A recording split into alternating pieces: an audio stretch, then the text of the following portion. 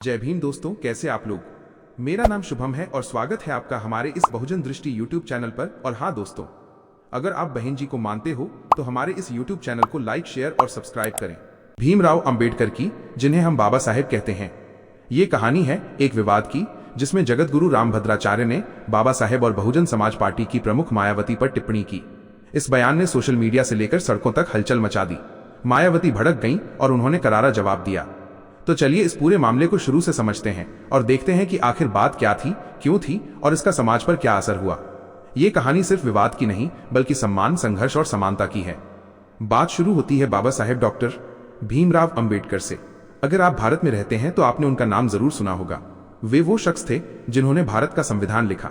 14 अप्रैल 1891 को मध्य प्रदेश के महू में उनका जन्म हुआ।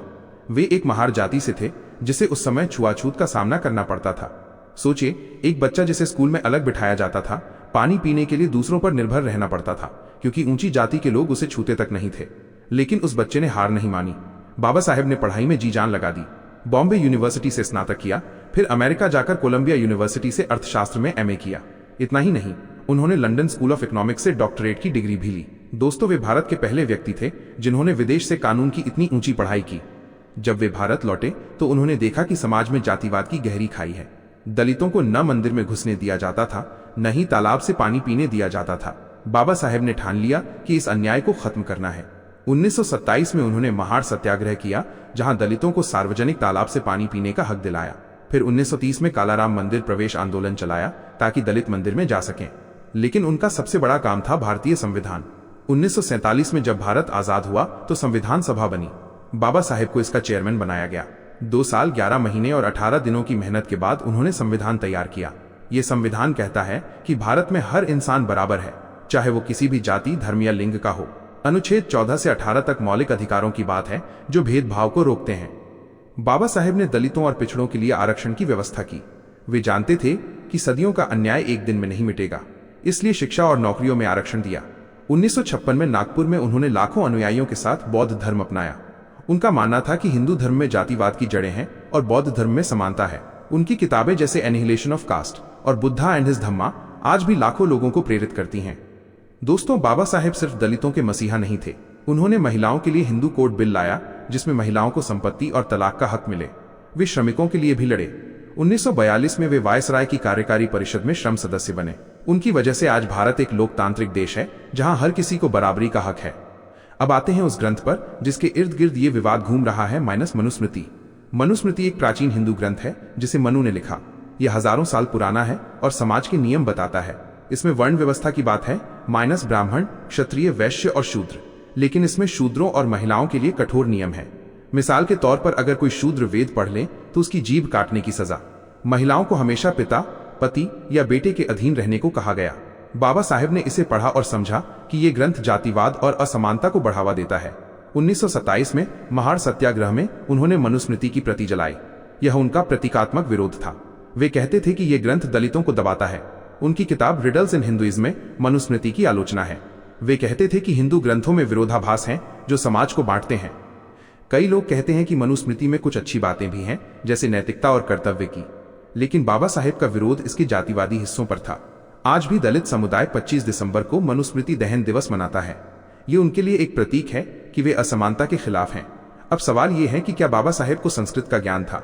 जवाब है हाँ, बिल्कुल था। वे 32 भाषाओं के जानकार थे, जिनमें संस्कृत भी शामिल थी। उन्होंने कोलंबिया यूनिवर्सिटी में संस्कृत पढ़ी थी। उनकी भाषा में संस्कृत शब्दों का इस्तेमाल होता था। तो ये कहना कि उन्हें संस्कृत नहीं आती थी पूरी तरह गलत है। अब आते हैं उस बयान पर जिसने ये सारा विवाद शुरू किया। जगत गुरु रामभद्राचार्य, जिन्हें लोग भद्राचार्य भी कहते हैं, एक मशहूर संत हैं। वे चित्रकूट में रहते हैं और रामचरितमानस के बड़े विद्वान हैं।